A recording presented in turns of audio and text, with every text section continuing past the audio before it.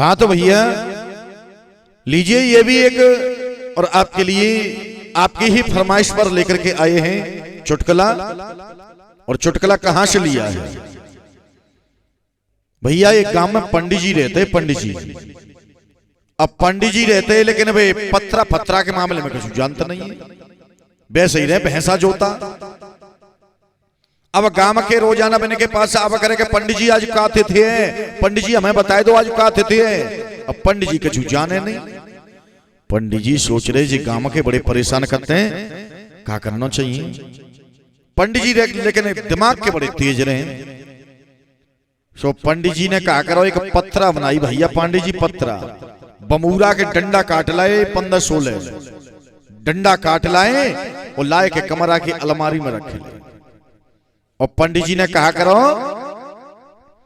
कऊ पढ़े लिखे से कऊ पंडित जी से पूछे आए कि भैया आज का तिथि है। पढ़े लिखे पंडित जी ने बताया दी कि भैया आज परिवा है, परिवा।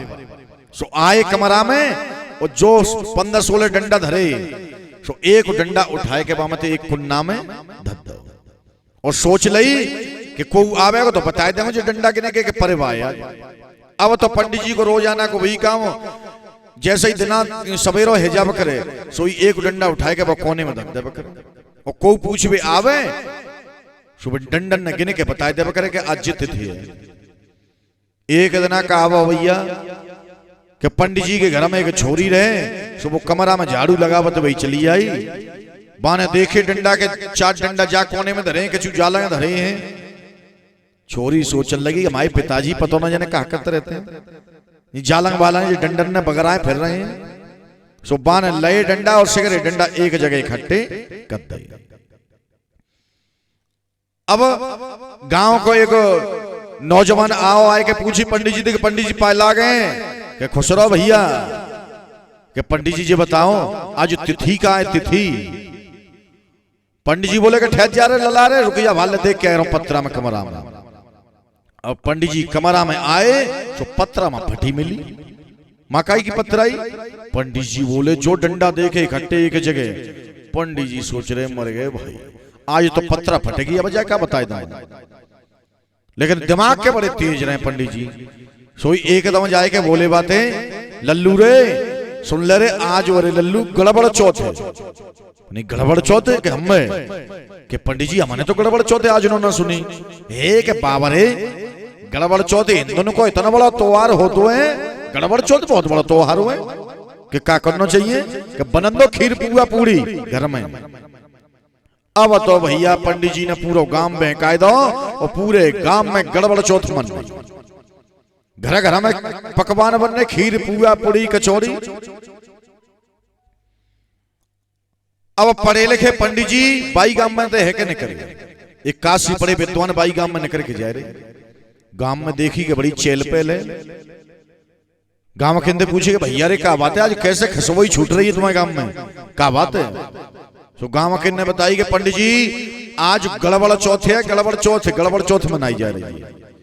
काशी पड़े विद्वान सोच रहे कि मैंने तो आज नो गड़बड़ चौथ ना सुनी जी, गड़बड़ चौथ बता रहे हैं।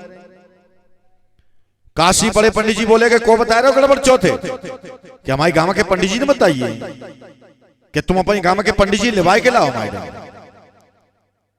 अब गांव के गए, गांव के भैंसा जोता पंडित ने कही कि पंडित जी चलो एक काशी पड़े पंडित जी आए गए, वे तुम्हें बुला रहे हैं, गड़बड़ चौथ के बारे में पूछ रहे हैं।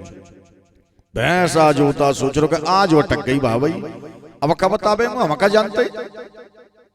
भैंसा जोता ने कह दी कि चलो भैया आए रहा हूं पत्रा लेके, अवाल दिखावत हूं, अब वेद लेके आए रहा हूं, गड़बड़ चौथे अवाल दिखावत हूं। आए के पंडित जी गांव के तो चले गए। अब भैंसा जोता ने कहा कहो भैया कि वो खेत जोतते हैं, जब खेत जोतते हैं तो पीछे तो पटेला दो जा, तो लकड़िया को एक पटेला हो तो।